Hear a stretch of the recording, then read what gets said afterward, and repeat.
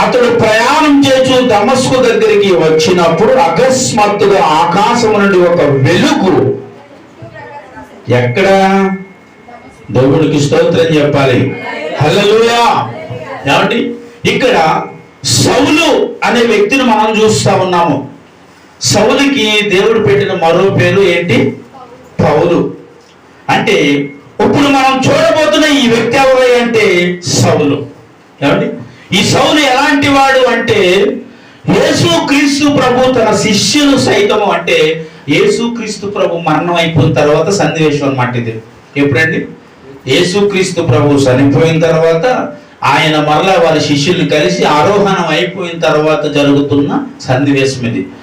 యేసుక్రీస్తు ప్రభు తన శిష్యులందరూ కూడా యేసయ్యను చంపేశారనే సంగతి తెలుసుకున్న తర్వాత యేసుక్రీస్తు ప్రభునే స్వయముగా చంపేసిన ఈ జనులు మనల్ని కూడా చంపేస్తారేమో అన్న ఒక భయము వాళ్ళ శిష్యులకి వచ్చిందంటే, వచ్చినప్పుడు వీరందరూ వెళ్ళి దోకున్న పరిస్థితి మనం చూస్తా ఉన్నాం.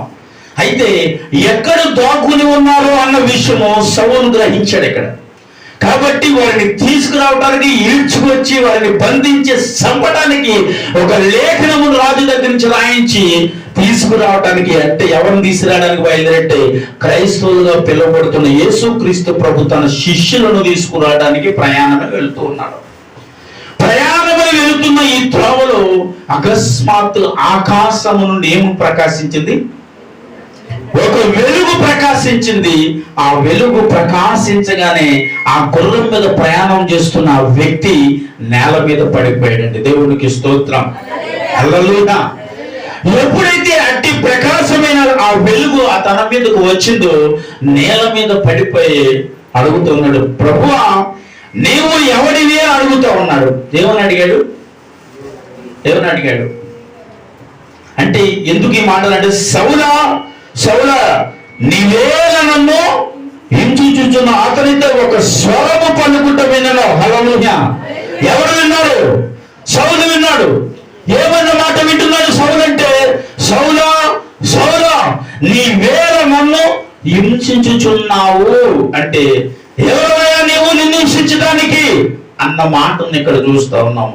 ఇప్పుడు యేసుక్రీస్తు ప్రభుని హింసించారు ఇక్కడ. యేసుక్రీస్తు ప్రభుని కాదండి ఇక్కడ హింసించుతుందా, హింసింపబడుతున్న వారు యేసుక్రీస్తు ప్రభు శిష్యులు. అంటే యేసుక్రీస్తు ప్రభును అంగీకరించిన ప్రజలు హింసింపబడటానికి కారకుడు సౌలు. ఎవరు హింసింపబడుతున్నారండి? ఆయనను అంగీకరించిన వారు, ఎవరైతే క్రైస్తవులుగా పిలువబడ్డారో, ఎవరైతే యేసుక్రీస్తు ప్రభువును అంగీకరించారో వారిని మాత్రం హింసించుచున్నట్లు ఇక్కడ రాయబడి ఉంది.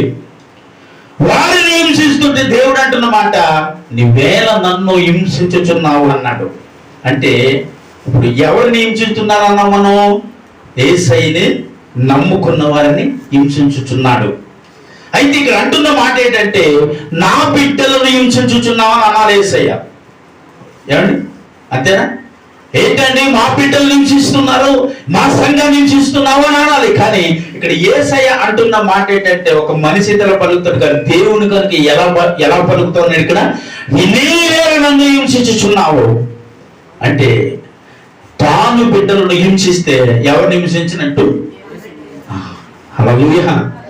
ఎవరైతే యేసుక్రీస్తు ప్రభు నమ్మిన వారిని, అంగీకరించబడిన వారిని మాటలతోనో చేతలతోనో వారి క్రియలతోనో వారికి ఉన్న అధికారములతో ఒకవేళ హింసను సృష్టిస్తే దేవుడు అంటున్నమాట, నీవేళ నన్ను హింసించుచున్నావు. యేసుక్రీస్తు ప్రభువును హింసించుచున్నంత బాధతరంలో మనం చూస్తా ఉన్నాము. కానీ హింసింపబడుతున్నవాడు యేసయ్య కాదు, ఆయన్ను అంగీకరించబడిన నీకు నేను, నీకును నాకును బాధ కలుగుతూ యేసుక్రీస్తు ప్రభు అంటున్నమాట, నీవేళ నా బిడ్డలను హింసించుచున్నావు. ఎక్కడికి బయలుదేరాలి ఇప్పుడు? ఏమన్నాడు అక్కడ చెప్పండి. 4వ వచనంలో 5వ వచనం, ప్రభువా నీవెవరైనా అడుగుగా ఆయన చెప్పిన నీవు హింసించుతున్న యేసుని నీవు యేసు పట్టణంలోనికి వెళ్ళి మాత్రం నీవు ఏం చేయాలా? ఎవరు చేయాలా? సౌలు ఏ పని అయితే చేయాలో ఆ పని నీవు చెప్తాను, నువ్వు చేయలేకుండా స్తోత్రం. హల్లెలూయా. ఇక్కడ శాసనం ఏంటి? ఇక్కడ చట్టం ఏంటి? ఎటు కూర్చో. ఇక్కడికి రాతే అలా ఉండు, చక్కగా కనపడతాను. నువ్వు జారపడితే అందరూ జారపడతారు. పాటగారు అమ్మాయి కాబట్టి జారపడింది అంటారు. దేవుడికి స్తోత్రం. హల్లెలూయా. ఇప్పుడు ఎవరు హింసింపబడ్డారు ఇక్కడ? ఎవరు వెళ్ళమన్నాడు? నువ్వు వెళ్ళి నేను చెప్పబోతున్న పట్టణంలోనికి వెళ్ళు, అక్కడ నువ్వేం చేయాలో నేను చెప్తాను అన్నాడు. హల్లెలూయా. ఇప్పుడు ఇతను ఎలాంటి వ్యక్తి అంటే మహాభయంకరమైన వ్యక్తి. ఆడవారు లేదు, చిన్నవారు లేదు, పెద్దవారు లేదు, వయసు ఉన్నవారు కాదు, ఎవరినైనా సరే క్రైస్తవులుగా పిలువబడితే భయంకరమైన హింసకు గురి చేసినట్టు వాడు ఈ సౌలు. అలాంటి సౌలుని అంటున్నాడు, నీవు లేచి నేను చెప్పిన పట్టణానికి వెళ్ళి అక్కడ నువ్వేం చేయాలి నేను చెబుతా. ఎవడంటాడు మాట? ఇక్కడ మనుషులు చెబితే వినరు, కానీ ఎవడు చెబితే వినాలి, చెప్పాలి. సర్వ సృష్టికర్త దేవుడు చెబితే వినాలి. ఏం చేశాడు? ఇప్పుడు లేచి వెళ్ళాలంటే ఏం కావాలి? ఇక్కడ లేచి వెళ్ళాలంటే ఏం కావాలండి? లేచి నడిచి దేవుడు చెప్పినట్టు వెళ్ళాలి. ఇప్పుడు కళ్ళు లేవు, ఇక్కడ కళ్ళు పోని. ఎందుకని? ఆ వెలుగును, ప్రకాశమైన వెలుగును ఎప్పుడైతే చూశాడో తన కళ్ళు పోని. చూడండి మాట చదవండి.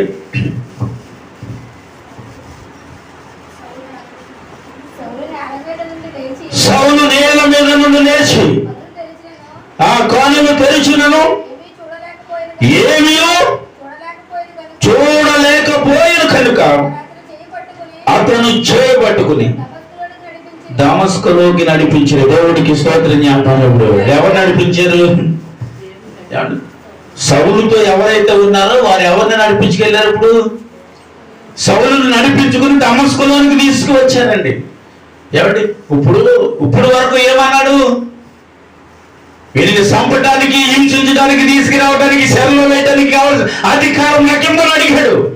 అధికారం తీసుకుని బయలుదేరి వెళ్ళాడు. అధికారాన్ని తీసివేసి దేవుడు ఏమిచ్చాడు? ఇప్పుడు వీడికి క్షమించాలి. దేవుడు ఏమిచ్చాడు? ఈయనకి గుడ్డితనాన్ని ఇచ్చాడండి. అంటే ఒక మనిషి క్రైస్తవుల పట్ల చేసిన కార్యాన్ని బట్టి దేవుడు తనకి ఇచ్చింది ఏంటంటే గుడ్డితనం. తనకున్న అహంకారాన్ని తీసివేసే గుడ్డితనాన్ని ఇచ్చాడు. ఇప్పుడు ఎవడు మోసుకు వెళ్తే వాడు కూడా వెళ్ళాల్సిన పరిస్థితి ఎవడికి వచ్చింది ఇక్కడ? అందుకే నేను అంటాను, యేసుక్రీస్తు ప్రభువుని అంగీకరించబడక మునుపు ఎలాగున్నప్పటికీ యేసుక్రీస్తు ప్రభువుని అంగీకరించబడిన నీవు నేను సన్మార్గపు మార్గంలో నడవాలి. ఏ మార్గంలోనండి? ఆ మార్గంలో నడవలేకపోతే నీకు నాకు ఏం కలిగిందో తెలుసా? గుడ్డితనం కలిగింది. ఆ గుడ్డితనం కలిగితే నిన్ను నన్ను మరొకరు నడిపించాల్సిన పరిస్థితి. ఇక్కడ నాకేంటనుకున్నాడు? ఏదైనా చేసేచ్చు అనుకున్నాడు. అధికారం ఉందనుకున్నాడు. ఎవడైనా కొట్టేచ్చాను, హింసించచ్చు అనుకున్నాడు. తీసుకెళ్లి సెలవు వేసి ఏదైనా చేయొచ్చు అనుకున్నాడు. అక్కడ స్త్రీలని, పురుషులని కూడా ఏమి భేదము లేని వాడిగా ప్రవర్తించిన తాను మరొకరు మోసే పరిస్థితి తన జీవితంలో తీసుకొచ్చాడు.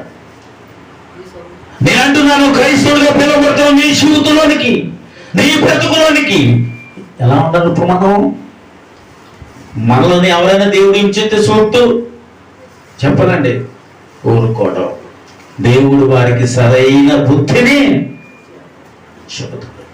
ఎవరి ద్వారా అయినా ఒకవేళ నువ్వు బాధింపబడినా, బాధపడినా, ఒకవేళ ఎవరైనా నిన్ను ఇలాంటి మాటలు అన్నారని ఒకవేళ నువ్వు ఏడ్చినా, దేవుడు అన్న మాట ఏంటి తెలుసా? వారు ప్రతి మాటను పలుకుతున్నారంటే అది నిన్ను కాదు, ఎవరిని. అంతే. దేవునికి స్తోత్రం.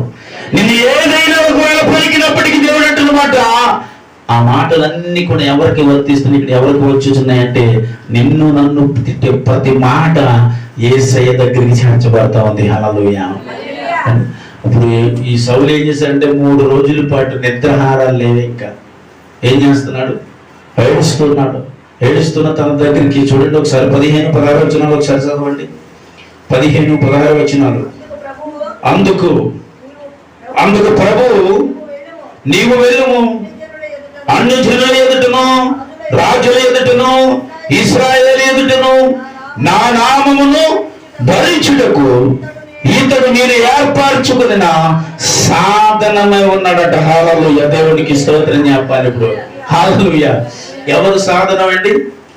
దేవుడు పని కొరకు ఏర్పరచబడిన సాధనమే ఉన్నాడని దేవుడు సాక్ష్యమిస్తున్నాడు సౌలు కోసం. ఎవరిని ఏర్పరచుకున్నాడు? సౌలుని ఏర్పరచుకున్నాడు. ఎందుకు ఏర్పరచుకున్నాడు?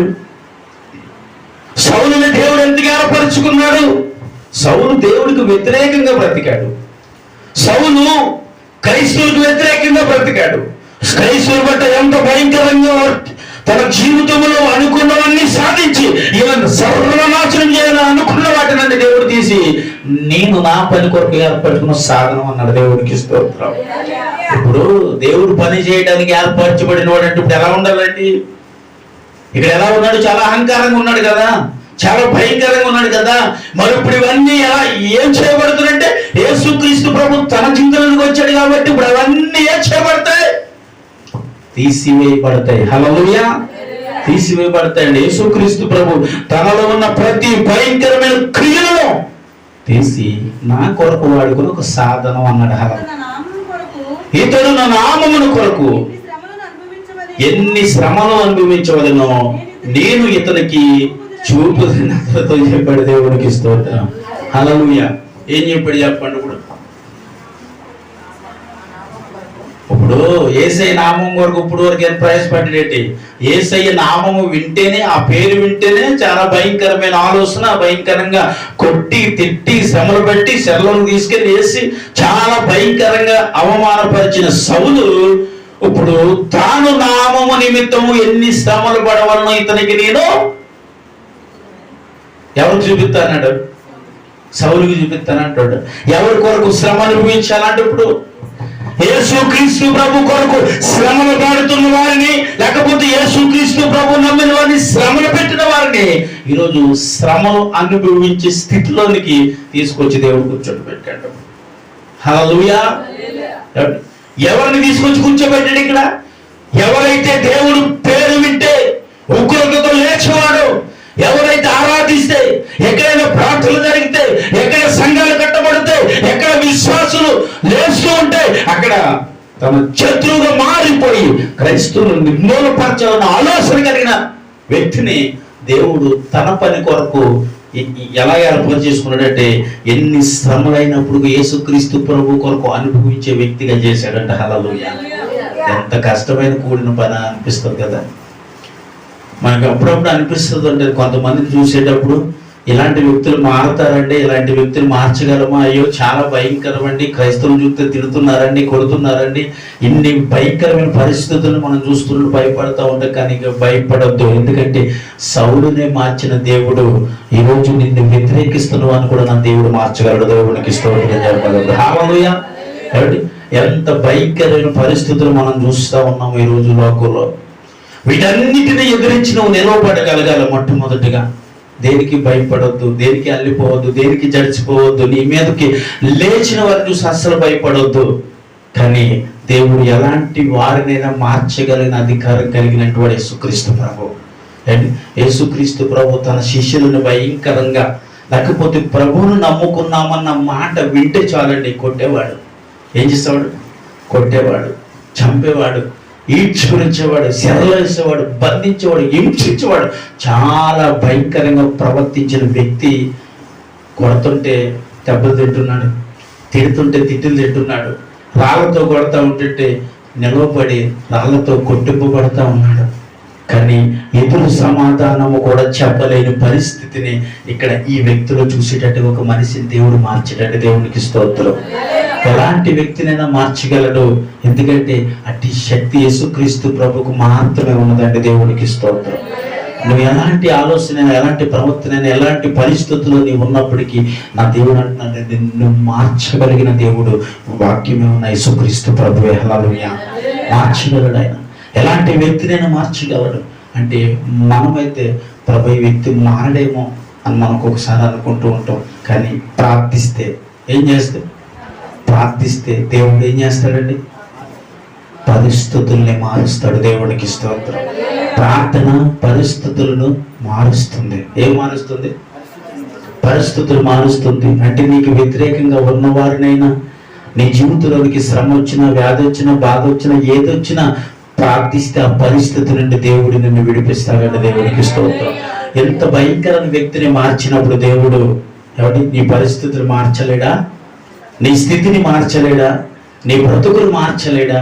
నీకు శత్రుత్వంగా బ్రతుకు వారిని మిత్రులుగా నా దేవుడు చేయలేడా? హల్లెలూయా. చెయ్యబడ్డాడు అని తెలిసిన తర్వాత వారి శిష్యులు కూడా పౌలుని అంగీకరించలేదు. సౌలు తెలుసా, చాలా భయపడిపోయాడు. ఆయన ఎవరిని చూసి సువార్త ప్రకటించడం మొదలు పెట్టాడు. ఏ దేశంలో దేవుడు సువార్త వినకూడదన్నాడు, ఏ దేశంలో దేవుడి మాటలు వినకూడదన్నాడు, ఏ దేశంలో ఆయన మాటలు వింటే వారిని కొట్టాడు, బంధించాడు, చిన్న రక్తంలో చిందించాడు. అదే స్థలంలోకి వెళ్ళి యేసు క్రీస్తు ప్రభు గొప్పతనాన్ని ప్రకటిస్తా ఉన్నాడు. హల్లెలూయా. ప్రకటిస్తూ ఉంటే జనులు చూసి ఆయన చూసి భయపడిపోయారంట. చూడండి, అదే 9వ అధ్యాయము 20 వచ్చిన 21 వచ్చిన వరకు.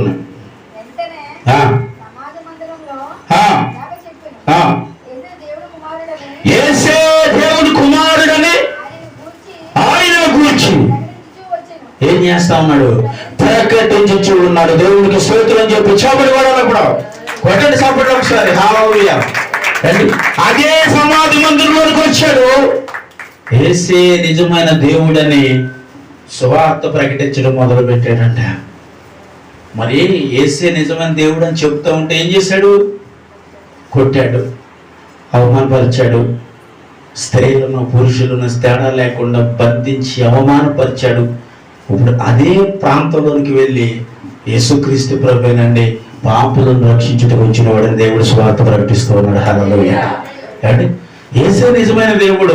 ఆయన మా పాపములను తీయటానికి వచ్చాడు, మన శాపములను కొట్టివేయడానికి వచ్చాడు, నిన్ను నన్ను రక్షించుటకు పరలోకమునకు వారసులుగా చేయటానికి యేసుక్రీస్తు భూమి మీదకి వచ్చాడని చెప్తా ఉంటే ఆ ప్రజలందరూ ఏం చేశారు? చదవమ్మా. వారందరూ విభ్రాంతి నుండి యెరూషలేములో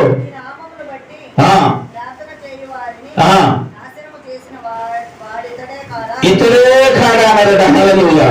ఏ నామమును గురించి సువార్త ప్రకటిస్తున్నాడో, ఏ నామము గొప్పదని చెబుతున్నాడో, ఏ నామము వలన నీకు రక్షణ కలుగుతుందంటున్నాడో, ఏ నామము వలన పరలోక రాజ్యము సమీపిస్తావని అంటున్నాడు, ఆ నామమును పేరు వింటే, ఆ నామము కోసం వింటే, ఆ నామము కొరకు సువార్త ప్రకటించినప్పుడు ఏం చేశాడంట?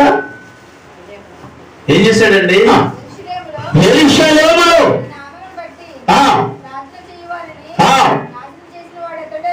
ఇతడే కదా.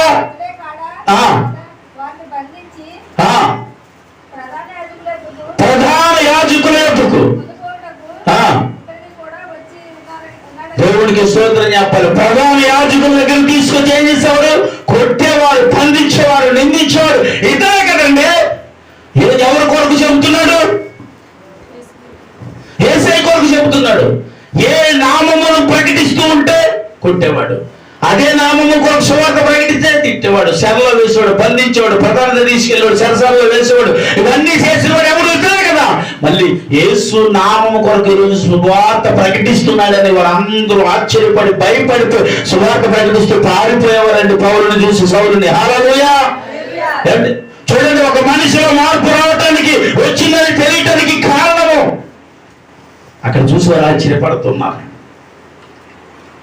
అంటే ఆ వ్యక్తిలో మార్పు వచ్చిందంటే కూడా గ్రహించలేని అద్భుతమైన కార్యం యేసుక్రీస్తు ప్రభు తన జీవితంలో చేశాడు. దేవునికి స్తోత్రం. హల్లెలూయా. తానే వెళ్ళి ఎక్కడైతే యేసయ్య సువార్త విన్నాడో, ఎక్కడ కొట్టాడు అక్కడికి వెళ్ళి మళ్ళీ యేసయ్య సువార్త కొట్టిన ప్రజలకే ప్రకటిస్తూ ఉన్నాడు ఈరోజు. హల్లెలూయా. చూడండి, ఎంత గొప్ప అద్భుతాన్ని యేసుక్రీస్తు ప్రభు సౌలు జీవితంలో జరిగించాడు. ఇప్పుడు అందును బట్టి అంటాను, నీ విషయంలో ఎవరైనా ఒక శత్రువుగా ఉన్నా, ఎవరైనా అవమానకరంగా నీ పట్ల ఉన్నా, నువ్వు చేయాల్సింది ఒక్కటి, ప్రార్థన చేయి. ఏం చేయాలి? ప్రార్థన చేయి. అట్టి ఎలాంటి భయంకర వ్యక్తి అయినా సరే నీ ప్రార్థన ద్వారా నా యేసయ్య మారుస్తాడండి. దేవునికి స్తోత్రం.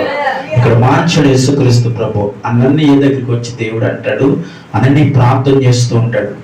ప్రార్థన చేసేటప్పుడు దేవుడు వచ్చి అంటాడు, ఇదిగో దమస్కులో ఒక వ్యక్తి ఉన్నాడు, ఆ వ్యక్తి దగ్గరికి నువ్వు వెళ్ళి ప్రార్థించాలంటే ఎవరు ప్రభు అంటే సౌలు. అమ్మో సౌలా, సౌలు దగ్గరికి నేను పోను ప్రభు, ఎందుకంటే నీ నామము వింటే ఉగ్రతుడవుతాడు. నీ నామము పేరు సువార్త ప్రకటించిన వాడిని చంపేశాడు, నశింపజేశాడు, సెలవు వేశాడు, బంధించాడు. అలాంటి వ్యక్తి దగ్గరికి వెళ్ళమంట విట్టయ్యా అన్న తర్వాత ఇక్కడ అన్నమాట, నేను ఏర్పరచుకుని నా కొరకు సాధనంగా వాడుకోబోతున్న వ్యక్తి అన్నమాట. దేవుడికి ఇష్టం. హల్లెలూయా. దేవుని పని కొరకు వాడుకోబోయే వ్యక్తి అంట. ఆ వ్యక్తి ఎంత భయంకరంగా ఉన్నాడంటే ఎప్పుడు ప్రభు దర్శించక మునుపు చెప్పాలి. ఎప్పుడు ప్రభు దర్శించక మునుపు. ప్రభు ఎప్పుడు దర్శించాడు? 4వ వచనంలోకి వచ్చేసరికి ప్రభు తనని దర్శించాడు. ఒక అకస్మాత్తుగా ఆకాశంలో ఒక వెలుగు దిగి వచ్చినప్పుడు తను నేల మీద పడి ఎప్పుడైతే అలా కళ్ళు మూసుకుని ఏం చూడలేకపోతున్నాడు, కళ్ళు తెరిచున్నా ఏం చూడలేకపోతా ఉన్నాడు. ఎందుకని చెప్పాలి? అహంకారం దేవుడు తీశాడండి. తనలో ఉన్న అహంకారం తీశాడు. ఎప్పుడైతే అని వెళ్ళి ప్రార్థన చెప్పిన ఆ కన్నుల నుంచి ఏమి రాలిందంట చూడండి, ఇక్కడ రాయబడి ఉంటుంది. అతని మీద చేతి నుంచి సౌలా సహోదరుడా, నీవు వచ్చిన మార్గములో నీకు కనపడిన ఎవరు? ప్రభు అయిన యేసు. చెప్పబడింది ఇప్పుడు. హల్లెలూయా. చదవాలి. నీవు దృష్టి పొంది పరిశుద్ధాత్మతో నింపబడినట్లు నన్ను పంపి ఉన్నాడని చెప్పాను.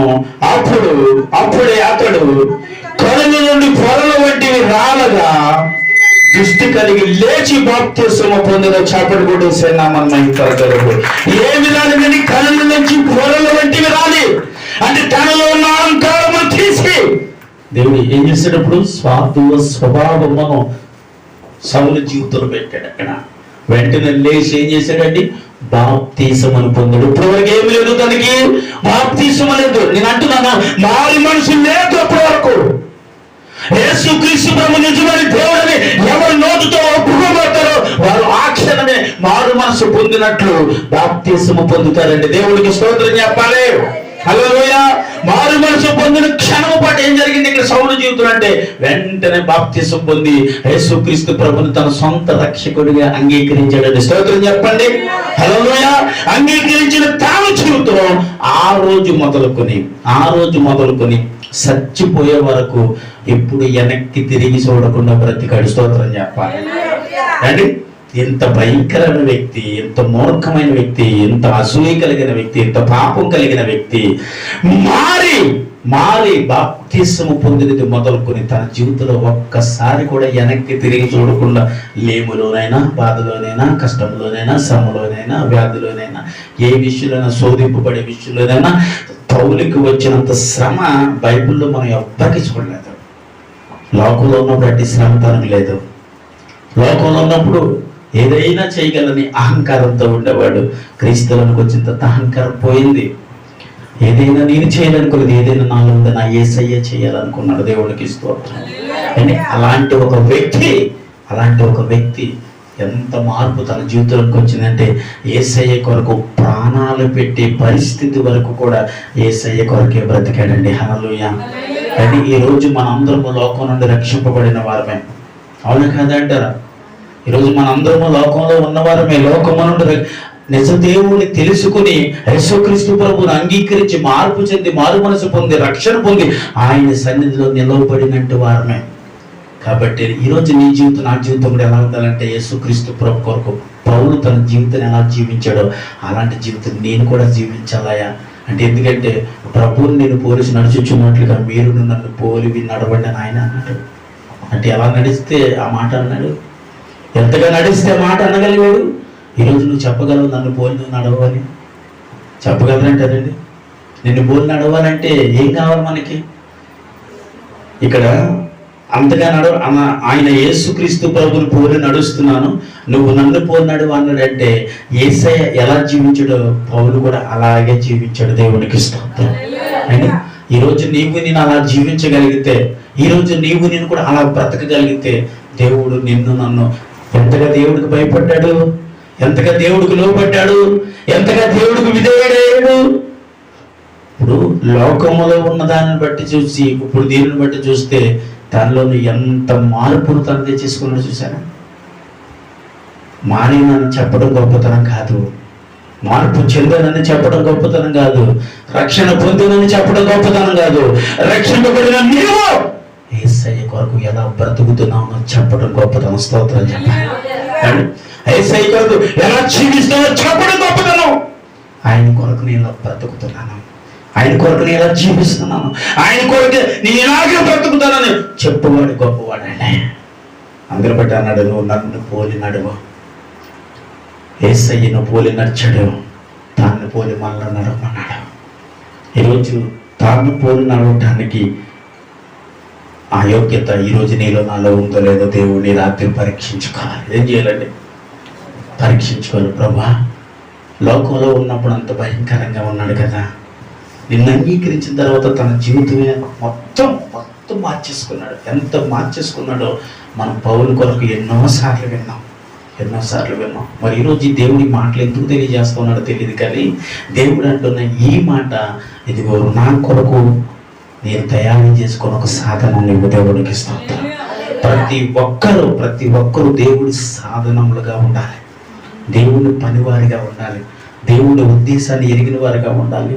అంటే నా చిత్తమును నెరవేర్చుటకు రాలేదు, నా తండ్రి చిత్తాన్ని నెరవేర్చడానికి యేసుక్రీస్తు ప్రభు భూమి మీదకి వచ్చారన్నమాట. ఎవరండి?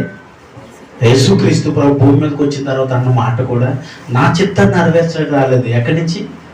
పరలోకం నుండి. నా తండ్రి చిత్తాన్ని నెరవేర్చడానికి వచ్చాను. ఆ చిత్తాన్ని ఎరిగి ఆ చిత్తము నెరవేర్చడానికి ఈరోజు నేను ఇక్కడ ఉన్నాం. యేసుక్రీస్తు ప్రభు తన చిత్తం ఏంటో తెలుసుకుని తన చిత్తానుసారంగా జీవించాలని ఉద్దేశము కలిగి ఈరోజు తన సన్నిధిలో నన్ను నిలవబెట్టుకున్నాను. తను దేవుని ఉద్దేశం ఏంటో తెలుసుకోవాలి, దేవుని చిత్తం ఏంటో తెలుసుకోవాలి, దేవుని ప్రణాళిక ఏంటో తెలుసుకుని ఆ ప్రణాళిక ద్వారా నువ్వు ముందుకు వెళ్ళగలగాలి. ప్రతి దినము హల్లెలూయా, ప్రతిరోజు తన ఉద్దేశాన్ని తెలుసుకోవాలి. ఎవరి ఉద్దేశం అండి? చెప్పండి, ఎవరి ఉద్దేశం తెలుసుకోవాలి? యేసుక్రీస్తు ప్రభు ఉద్దేశం. మా ఫ్రెండ్ ఏదో అన్నాడండి, మా ఇంట్లో ఏదో అన్నారండి, మా ఇంట్లో ఏదో అన్నారండి అంటే దేవుడు అన్నాడని ఎప్పుడు అంటావు నువ్వు? అండి, ఎవరో ఏదో అన్నారని చెప్తున్నాం కదా, ఎవరో ఏదో చేశారని చెప్తున్నాం కదా, ఆ మాటకు నువ్వు ఇదేదో కలుగుతున్నావు. కానీ యేసయ్య ఏం చెప్పాడు నీకు? యేసయ్య ఏం చెబుతున్నాడు నీకు?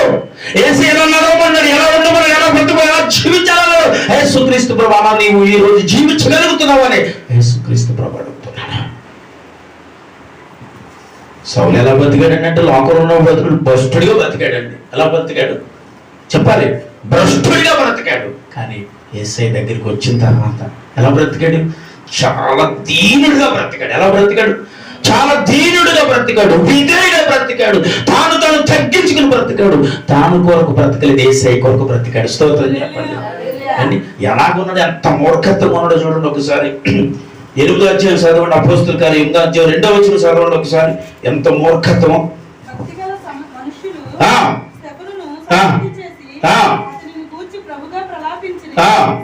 సౌలైతే ఇంటింట చచ్చి పురుషులను స్త్రీలను ఈడ్చుకుని పోయి చెరసాలలో వేయించి సంఘములను పాడు చేయించు. ఏం చేశాడు చెప్పండి? ఎంత మూర్ఖత్వం ఉన్నాడండి! స్టెఫను చంపేటప్పుడు ఏ మార్గము వెనక ఆడని వాడిగా ఉన్నాడు. సమ్మతించాడంటే స్టెఫను చంపబడేటప్పుడు.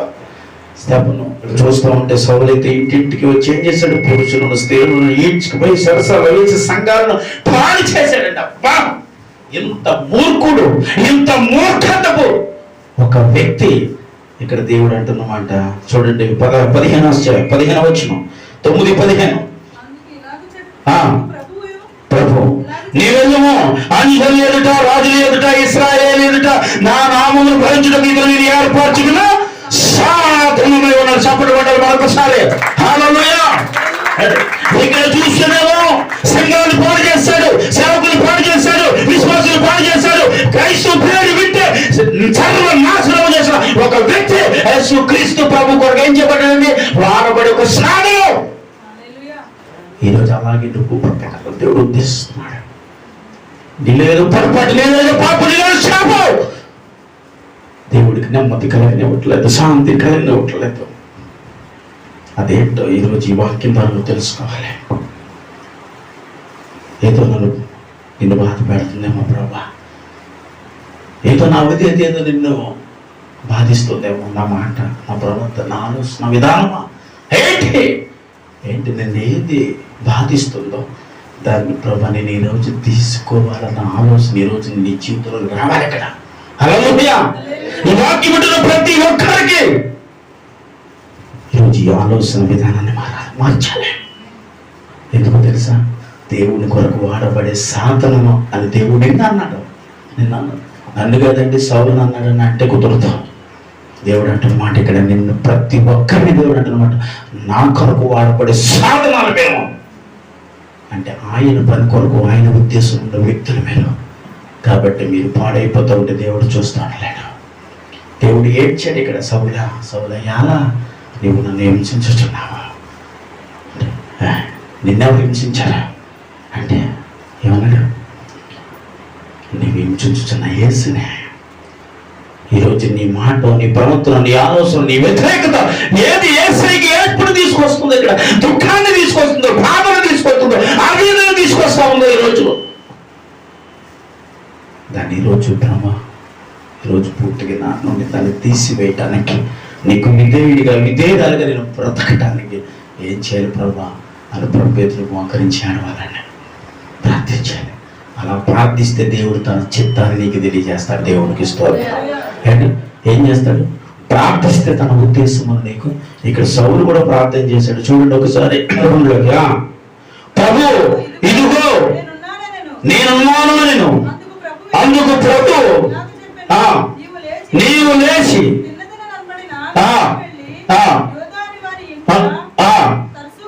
తర్షువాడైన సౌలు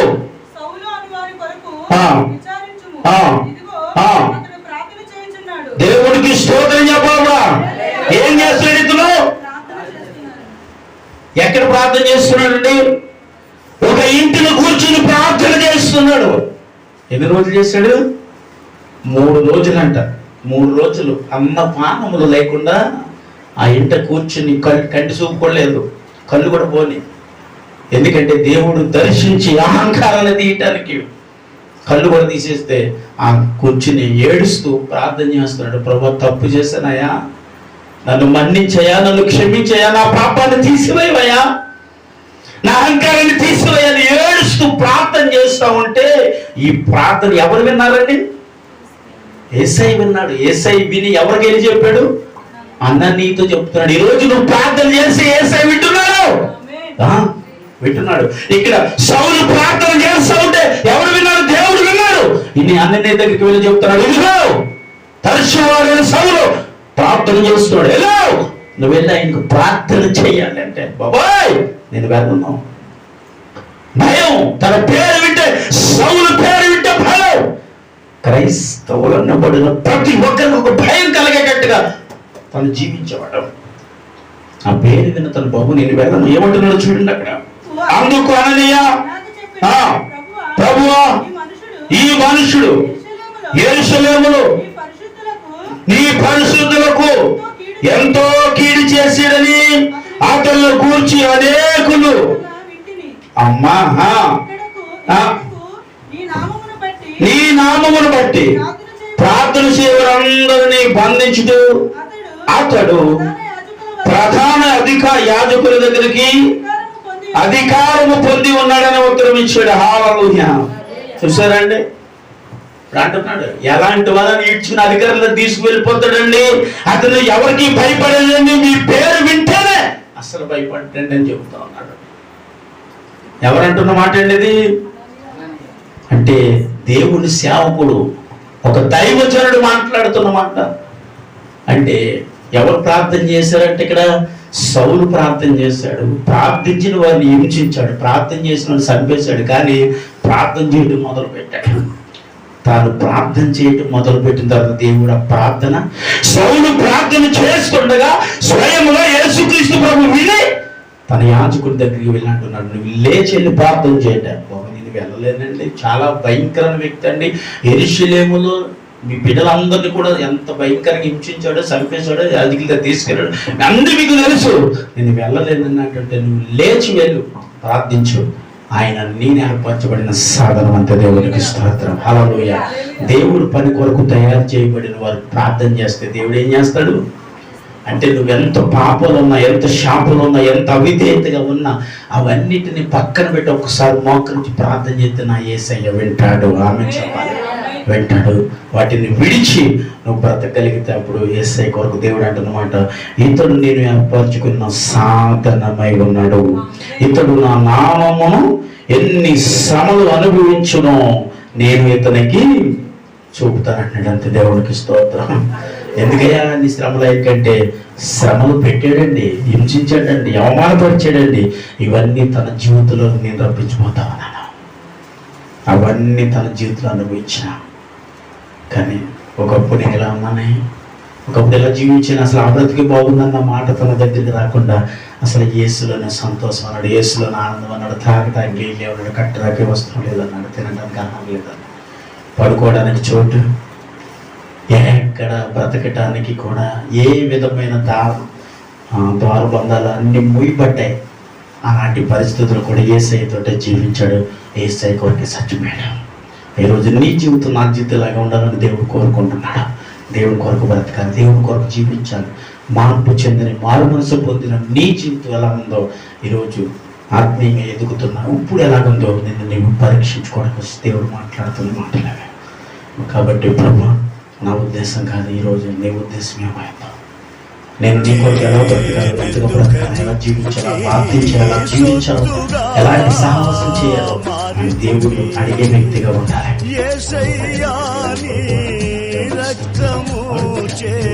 కడుగబడినందునా నేనెందుకని నీ సొత్తుగా మారితిని. యేసయ్యా నీ రక్తము చే కడుగబడినందునా